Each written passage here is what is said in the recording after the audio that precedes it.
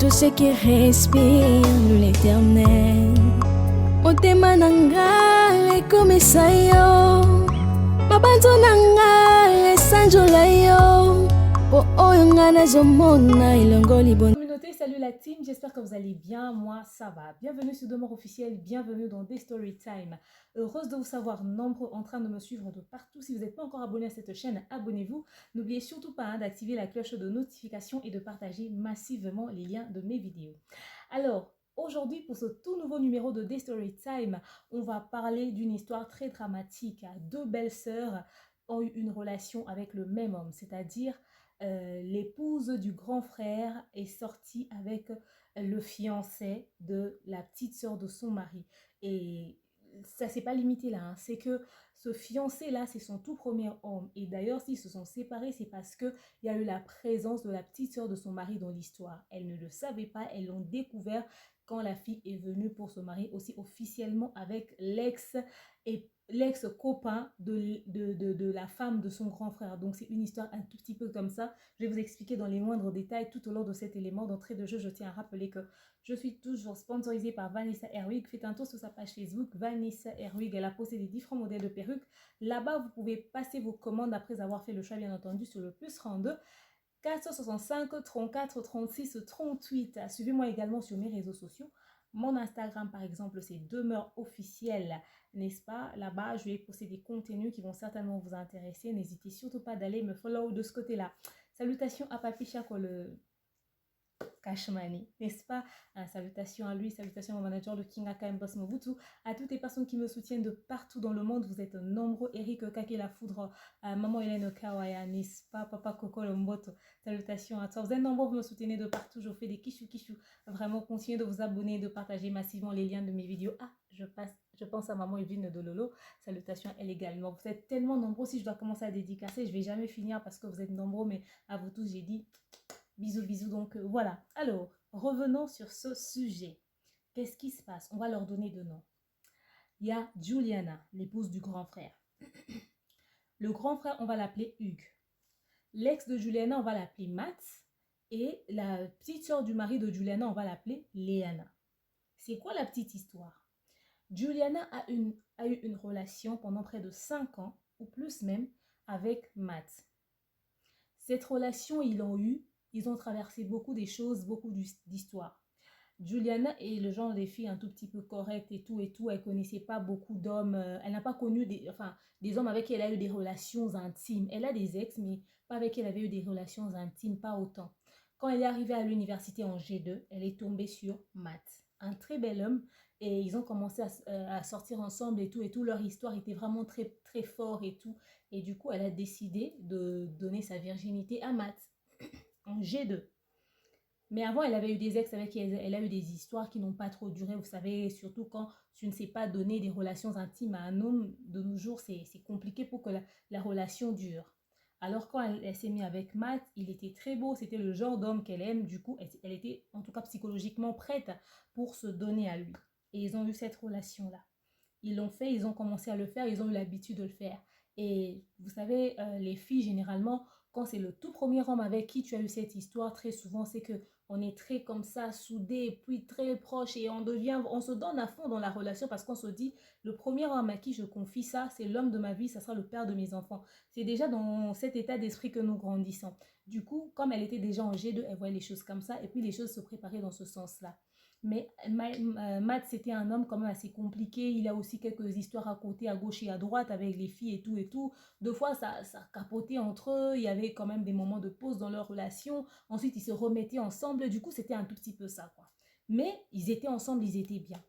Alors, à un moment, Juliana a commencé à entendre une histoire de Matt avec une certaine Léana. Mais la Léana ne vit pas au pays. La Léana vit à l'étranger, mais elle ne savait pas précisément où. Léana habitait en Italie. Cette histoire a commencé quand Léana est venue à Keene. Quand la Léana est arrivée à Keene, en vacances, elle a commencé à fréquenter une de ses amies qu'on va appeler Brigitte. Une de ses amies, Brigitte, qui était la petite amie d'un ami à Matt. Maintenant, ils se sont rencontrés à l'anniversaire de cette Brigitte qui n'était pas trop copine à Juliana. Et c'est là-bas que Matt est tombé sur Léana. Et ils ont commencé à avoir une histoire, à se fréquenter et tout et tout. Maintenant, l'amie là de Matt connaissait cette histoire et sa petite amie Brigitte aussi connaissait l'histoire de Matt et de Léana, tout en connaissant aussi l'histoire de Juliana et Matt. Ça créait vraiment des conflits entre eux, ça créait, mais c'était, ça bardait, ils se sont disputés. C'est quand la fille m'a raconté l'histoire, j'ai même une petite idée. Ça bardait, ils se sont même vraiment pris la tête, mais gravement. Après, qu'est-ce qui se passe? C'est que, mais en fait, Juliana ne s'est pas limitée à entendre l'histoire. Un jour, elle est tombée par hasard sur la photo de cette Léana. En fait, comment elle est tombée dessus? Matt était en train de chatter avec la Léana sur WhatsApp. Il se déplace pour rentrer genre à la cuisine ou en chambre. Juliana qui venait d'arriver, elle entre. Quand elle arrive au salon, elle trouve le téléphone de Matt par curiosité. Elle dit, chérie, t'es où et toi? Je suis dans la cuisine et tout et tout. Matt a oublié qu'il avait laissé son téléphone sur une conversation. Quand elle entre au salon, elle voit le téléphone par curiosité, elle voit bébé et tout. Ça attire son attention parce que la lumière, c'était genre, quand elle arrive, elle voit bébé, elle a vu, et quand elle regarde la photo de profil, c'était Léane. Elle dit, c'est qui cette fille et tout, donc tu sors vraiment avec elle, nanani, nanana. Ça crée des tensions entre eux, ça crée des tensions. Et Juliana a fait un effort, elle a pu avoir même le numéro de cette Léana. Et c'est les gens, au fait, les autres petites amies, les autres amis de Matt, qui lui ont dit, d'ailleurs, tu sais pas, la Léana, elle a une en fait, elle est la copine d'un des amis des Matt. Et donc, elle est la copine, elle est la copine de la petite amie d'un des amis de Matt, c'est-à-dire de Brigitte. Ah bon? Elle est allée, elle s'est pris la tête avec Brigitte gravement. Tu connais mon histoire avec Matt, mais tu le permets de sortir avec ta copine, mais pourtant, quand tu me vois, tu me souris. Donc, un jour, tu peux me faire du mal, au fait. Et cette histoire a commencé, ça crée des tensions entre les amis et tout et tout. Surtout que Juliana était allée vraiment agresser carrément Brigitte. Elle avait pété un câble parce que c'est son tout premier homme. Et voilà, ils ont fait pratiquement 5 ans ensemble. Et ils étaient en train déjà de faire asseoir leur relation pour envisager, je sais pas moi, des fiançailles ou un mariage. Déjà dans la famille même de Matt, on connaissait même Juliana. Mais vous savez, les familles africaines, comment est-ce qu'elles sont? Et quand Liana était venue, elle est quand même aussi allée faire un tour chez les Matt. Du coup, il y a ces petites sœurs de Matt aussi qui ont préféré Liana à la place de Juliana. Donc, cette histoire avait créé vraiment de scandale. Et quand elle avait vu la conversation, elle a cherché le numéro de cette Liana, elle a crié, elle a gueulé sur la meuf. Elle dit, je ne veux plus jamais entendre parler de toi, etc., etc., laisse mon mec et tout, et tout, et tout. Comme elle a fait ça, et Liana a commencé à se victimiser parce que la période où Juliana avait appelé cette Léana, Léana était déjà rentrée en Italie. Donc, c'était par téléphone que ça s'est fait. La fille a commencé à se victimiser. Matt qui lui a raconté que, tu vois, écoute, c'est vrai que j'ai eu une histoire avec elle, mais je cherche comment m'en débarrasser. Elle est tout le temps là en train de se victimiser, surtout le fait que je suis son premier homme et tout et tout. Elle pense que c'est une garantie, c'est un diplôme. Elle pense que ça y est, que voilà, il y a donc, c'est comme si on va jamais se séparer. Oh, moi, je suis fatiguée de cette relation. Ça dure depuis 5 ans. Je veux qu'on mette un terme. Qu'on mette un terme. Trop, c'est trop. Je suis fatiguée de l'histoire et tout. Il a dit ça à Léana. Et Léana, voilà, elle a espéré à cette relation. Elle a continué à y croire. Juliana a vu que c'était de trop. Cette relation de Léana et Matt ne faisait que s'accroître. Elle entendait des histoires de gauche et à droite et tout et tout. Et Léana est venue genre à Kin 3 fois. Et toutes ces 3 fois-là, elle était avec Matt et elle entendait les histoires et tout. Du coup, elle s'est dit, elle était fatiguée de cette relation. Elle a décidé de mettre un terme au-delà de tout ce qu'elle pouvait ressentir, surtout qu'elle avait cru en cette relation. C'était son tout premier rang pour une première expérience comme ça. L'homme à qui elle confie sa virginité et tout, que ça tourne dans ce sens, elle a décidé de mettre un terme. Dieu merci, en sortant de cette relation, quand on dit que l'amour ne se guérit que par amour, elle a rencontré Hugues. Quand elle a rencontré Hugues, c'était, je pense, 1 année et demie après sa rupture avec Matt. Elle était vraiment, vraiment restée seule. Elle a rencontré Hugues dans un truc des jeunes célibataires qui se font... En fait, ici à Kin, je ne sais pas si à l'étranger ça se fait aussi. Dans les églises, il y a des prédications des grands jeunes où les célibataires vont suivre des prédications, les conseils, comment se préparer pour se marier.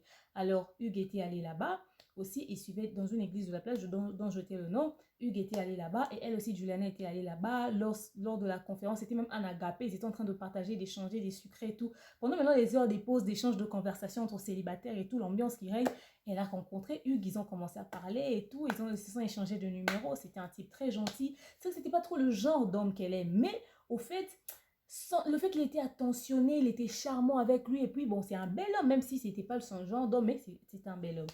Alors, voilà, ils ont commencé à sympathiser, ils ont décidé de commencer à se fréquenter. Et en se fréquentant, ils ont décidé de se marier. Alors, Léana est la petite sœur de Hugues, mais l'enfant de leur papa. Que leur papa avait eu avec une femme et tout en mission de service, nanani, nanana. Cette relation avait créé aussi des tensions à l'époque, mais après ça s'est calmé. Si leur sœur, ils n'ont pas des choix, ils lui considèrent vraiment comme leur sœur. Alors, ils ont invité aussi Juliana, comme elle fait, plutôt Léana, comme elle fait deux fois des va-et-vient à Kin, pour qu'elle assiste au mariage de Hugues. Mais elle n'a jamais eu le temps d'assister au mariage. Et au boulot, là où elle travaille, là-bas en Italie, on ne l'avait pas permis. Du coup, quand elle a essayé d'avoir des vacances, je pense une année après le mariage ou quelques mois, moins d'une année à peu près, je pense dans les 8 à 12 mois, quelque chose de comme ça, elle ne m'a pas trop donné des précisions, mais c'était plus de 6 mois en tout cas, vraiment, vraiment après le mariage, mais elle a dit genre dans les une année ou moins.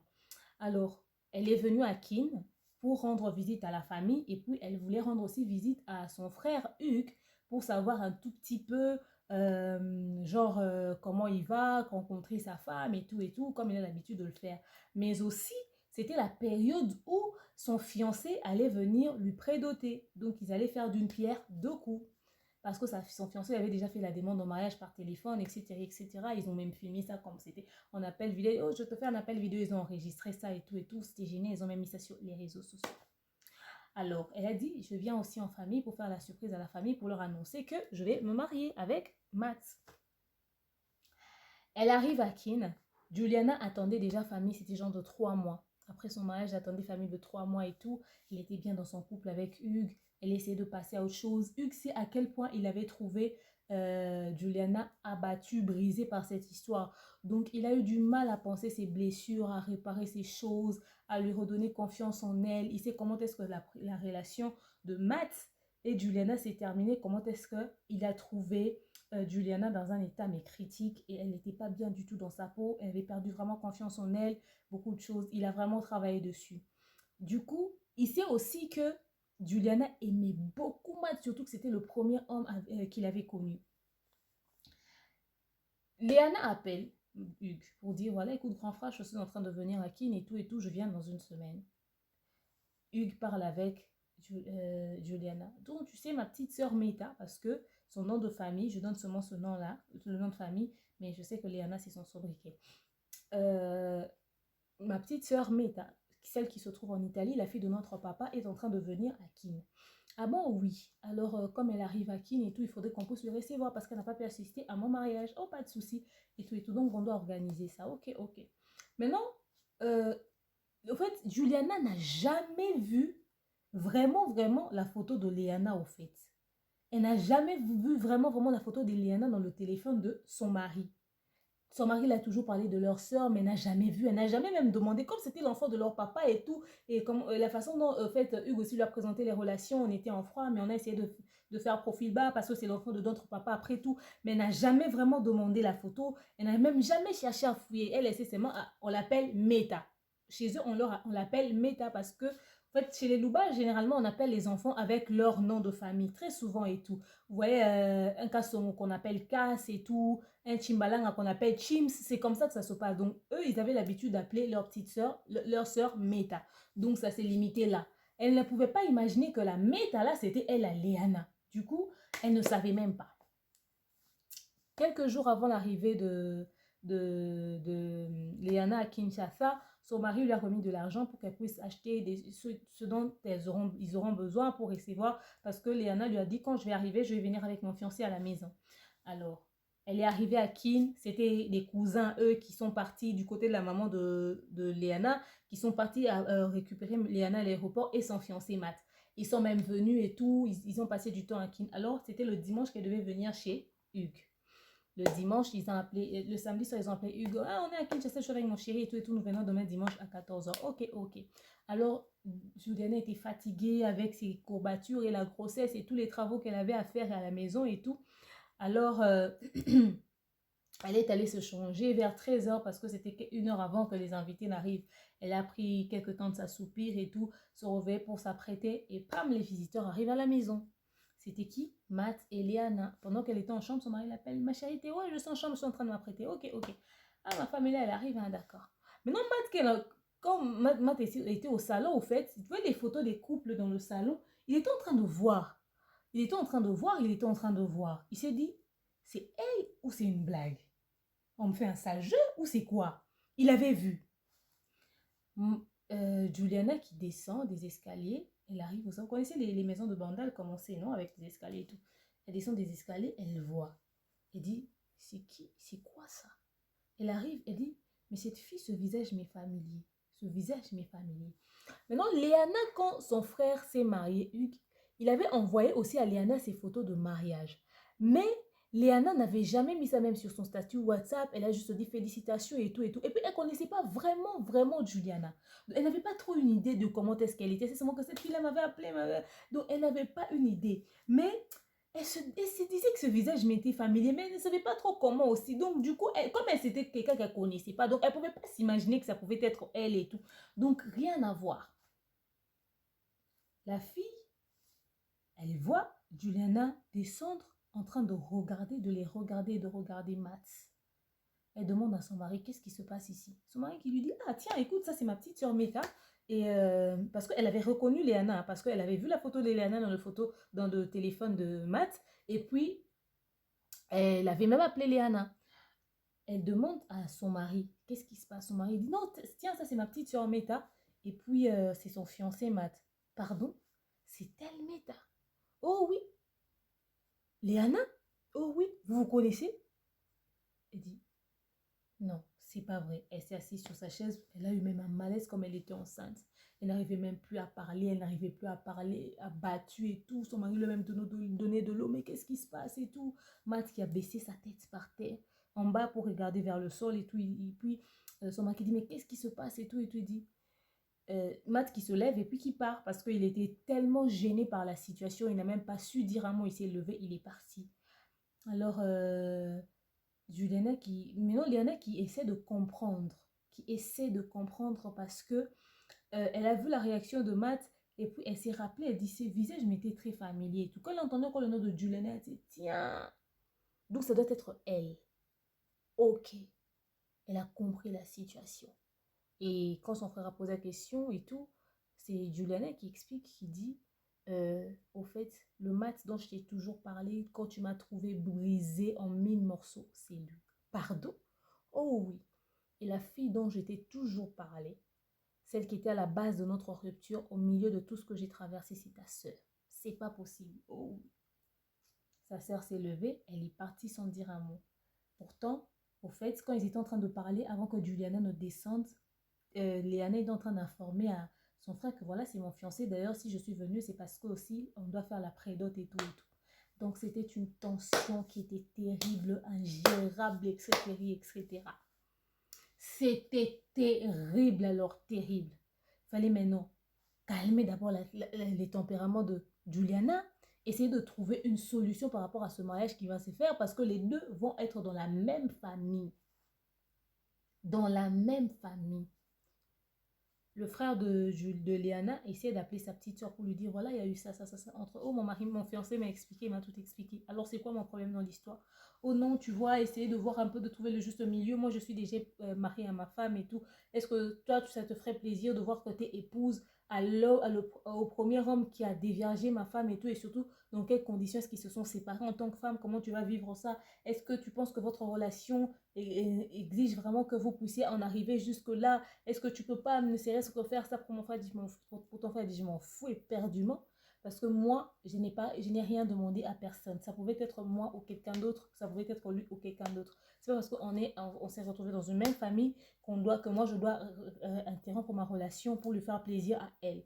Or, l'homme essayait de calmer la situation dans ce sens-là parce qu'il savait à quel point il avait trouvé sa femme abattue, déboussolée, abandonnée à elle-même, à quel point elle était choquée. Alors, c'était terrible. La famille a essayé de parler, les gens ont essayé de discuter, de demander à Léana de changer de date, de repousser pour essayer de vivre de comprendre la situation. Or, ouais, c'est leur soeur, la fille de leur papa, mais leur papa est décédé. Chez les Louba, c'est le fils aîné qui est comme le responsable. Donc, c'était son frère aîné, le mari de Juliana, donc Hugues, qui doit représenter leur papa le jour du mariage. Alors Hugues, à cause de la position de sa femme, il était obligé de ne jamais assister au mariage de sa sœur, de ne jamais dire un mot. Il n'a même pas rédigé la liste de dots. Il n'a rien fait. Il a laissé ça entre les responsabilités de la famille de son père. Entre les mains de la famille de son père. Il n'a même pas bouffé un 10 francs de l'argent de la dot de sa petite sœur. Ils n'ont jamais assisté à cette fête de mariage et c'était devenu terrible. Et la famille s'est carrément séparée au fait à cause de cette histoire. Parce que Léana a voulu protéger son mariage. Elle a dit qu'elle ne va jamais laisser tomber son mari.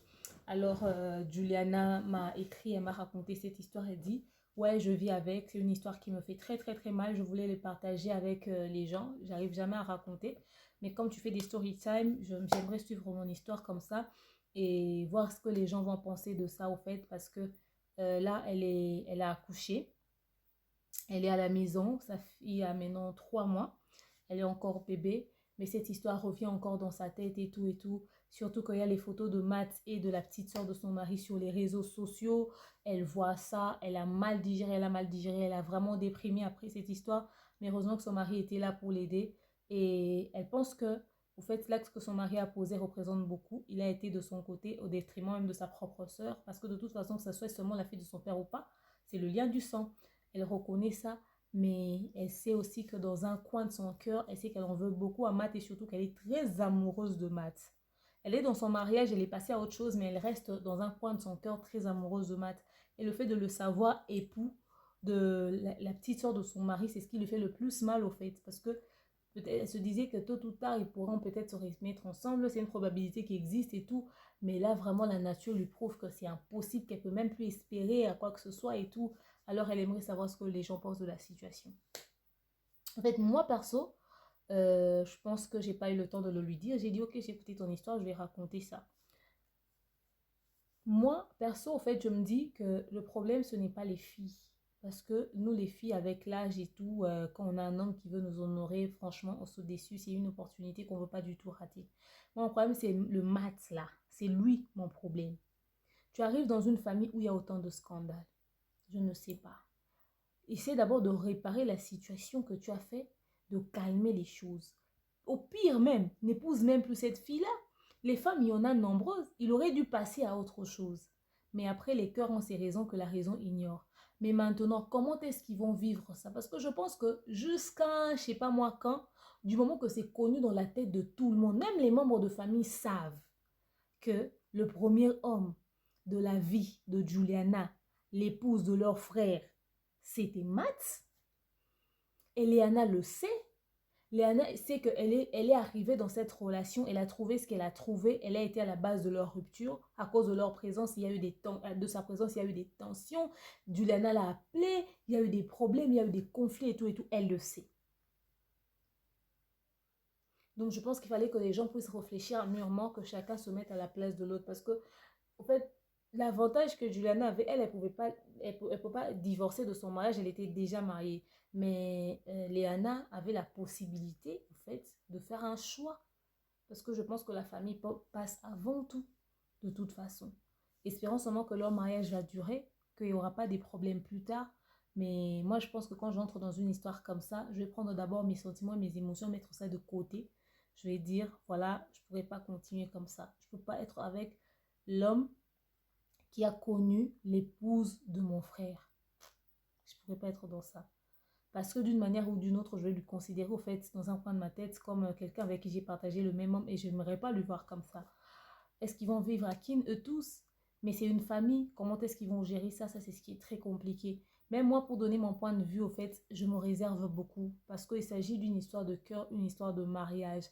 Et je ne sais pas si Matt est sérieux ou pas. Mais pour un homme sérieux, moi, je pense qu'il aurait dû faire profil. Bah, il y a beaucoup de femmes, il pouvait épouser quelqu'un d'autre. Enfin, je dis ça, je dis rien. Donc, Juliana, si tu veux avoir mon conseil, c'est que la nature t'a montré clairement qu'il n'y a plus rien à espérer avec Matt. De toute façon, tu es déjà marié. Tu as quelqu'un qui t'aime, qui te respecte pour ce que tu es. Il a été là pour penser tes blessures. Au fait, de fois, on s'attarde, nous, hein, les femmes, de fois, on s'attarde trop sur le type d'homme qu'on aime et on prend ceux qui nous aiment vraiment, on leur met de côté. On n'épousera pas toujours le genre d'homme qu'on aime, c'est-à-dire baraqué, costaud, je sais pas, grand de taille, qui ressemble à des mannequins, qui sont très beaux, qui sentent bon et tout et tout. Peut-être que l'homme de ta vie ne ressemblera pas à tout ce que tu t'imagines. Celui-là que tu t'imagines là est peut-être fait pour quelqu'un d'autre. Dieu va t'envoyer un homme beau, oui, certainement, selon peut-être tes critères ou pas, mais un homme beau, bien, qui va te respecter, qui va t'honorer, qui craint Dieu, qui va te donner la paix. Parce qu'il y a de ces hommes-là, oui, il répond à tes critères, oui, c'est ton profil, oui, il t'a dragué, oui, il t'a épousé, il t'a honoré. Mais ce qui va te faire vivre dans le mariage, tu vas regretter même le choix que tu as pour ce type d'homme-là. Donc, des fois, on doit mettre le type d'homme que nous aimons de côté pour épouser ou encore être avec les hommes de notre destinée. L'homme de ta destinée qui va te rendre heureuse. Parce que le mariage, là, c'est pour être heureux. C'est pas pour déprimer. Il faut des fois oublier les hommes, le genre d'homme qu'on aime pour épouser les hommes de notre destinée. Oui, il se peut que l'homme de ta destinée puisse vraiment remplir les critères d'homme que tu aimes. Ou encore, peut-être l'opposé de ça. Mais il va te donner tout ce dont tu as besoin, tout ce que tu rêves. Tout ce que tu rêves. Et puis tu as la possibilité de faire devenir cet homme-là comme le genre d'homme que tu aimes. C'est-à-dire, tu dis, chérie, tu vois, tu t'habilles bien. Mais j'aimerais que tu puisses adopter ce style-là. Tu vois, tu t'habilles bien. J'aimerais que tu puisses commencer à te coiffer comme ça. J'aimerais que tu puisses te présenter comme ça quand tu es devant les gens. J'aimerais que tu puisses avoir cette carrure. J'aimerais que... Donc, au fait, tu le façonnes à ton image, au fait. Voilà, tu le crées, au fait. Tu lui donnes... Au commissaire comme toi, tu lui donnes la forme que tu veux. Tu deviens son potier, quoi. Tu donnes la forme que tu veux. Il est possible de faire ça. Mais si on doit seulement s'attarder sur les hommes, moi j'aime ce genre d'homme-là. Voilà pourquoi beaucoup de femmes ne se marient pas, parce qu'ils attendent jusqu'à le genre d'homme qu'elles aiment apparaisse, ou encore se mettent à tromper leur mari parce qu'elle a épousé quand même cet homme, parce que l'âge avancé, elle avait quand même besoin de se marier, mais elle va tromper son mari avec le genre d'homme qu'elle aime. Ça n'a rien à voir. Ce genre d'homme que tu aimes là, ils ne t'ont pas dragué. Celui qui t'a honoré ne remplit même pas les critères de ce genre d'homme que tu aimes, mais t'honore, te respecte, te donne tout. Te donne la valeur aux yeux des gens. Le plus important, c'est quoi? Donc, Juliana, passe à autre chose. Pense cette blessure, oublie ça. Oublie ça.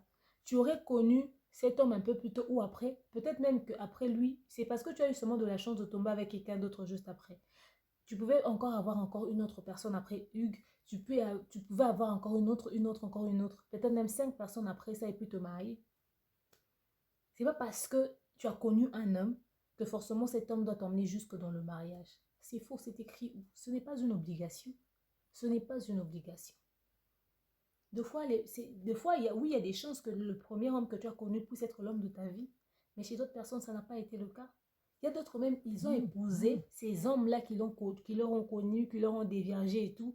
Ils ont même payé leurs frais scolaires. Ils ont tout fait pour eux. Mais quand ils sont arrivés chez eux, là-bas dans la maison, ils sont devenus responsables. Assumons ça. Tout simplement. Tout simplement. Dites-moi ce que vous avez pensé de cette story time. Je vous aime, je vous porte dans mon cœur, n'est-ce pas? Je vous dis à très prochainement. Bisous, bye.